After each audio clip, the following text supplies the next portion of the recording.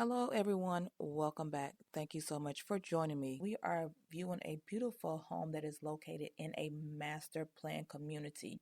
Now this home is built by Castle Rock and it's called the Frisco. Now the Frisco is going to be located in a private lakes gated community. So if you are looking for something that's exclusive, that's under the $600,000 mark, this might be the perfect home for you. This home is almost 3,700 square feet.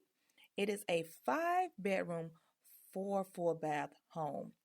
Now, one thing you need to know about gated communities, you're going to be paying HOA fees for the community itself and also for the gated section. So for this particular gated section, it's an additional $200 fee on top of the mandatory annual HOA fee.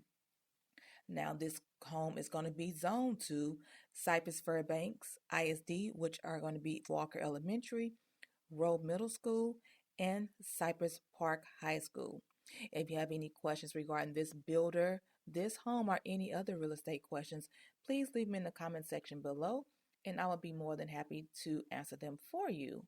And do me a big favor, hit that like, subscribe, and that bell to be notified of weekly tours. Enjoy the rest of the tour.